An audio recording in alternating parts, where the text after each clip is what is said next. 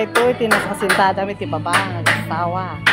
Kawan iti pagtandan ti trabaho, tipid, nagtitipid kami. Paputol-putol ang trabaho kasi walang budget.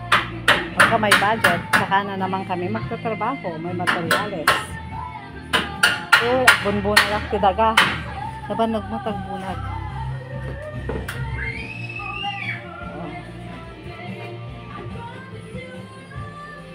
Itong lupa, kulugan namin. Kasi walang big pangkas. 108 square meter. Saway, Barangay Saway, San Fernando, La Union. Ito, mga materialis namin, company kabit. Palpalpasin na pa siya, nga to.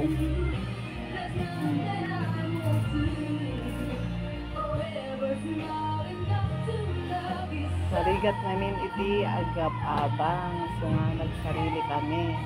Intinot min. Iti kwarto min gasawa. May isa mayroong campaign nalpas di bagal nga side. Next to maning nga project ni kusina CR. Gawa to sa light materials kasi yung light materials mas tipid, mas low budget kesa sa concrete hanggang taas. Sa baba lang ang concrete. Kami lang dalawa nung umpisa nagtrabaho mula paghuhukay poste hanggang sa paghalo block sa sintada. Mahirap magtrabaho pero kinakaya namin mag-asawa. Wala kaming pangbigay sa mga nagle-labor.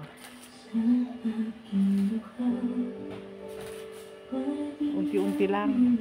Pag may pera kami, unti-unti nakakabili na naman materyales at mag-uumpisa na naman. Tiis-tiis lang hanggang matapos. Sa awa ng Diyos, makakaahon din kami mag-asawa. Sana matapos na.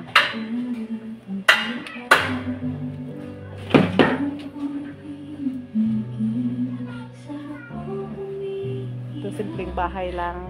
Basta may sarili kami nagsasabing sariling bahay. Mahirap ang nangungupahan. Many years kami nangungupahan.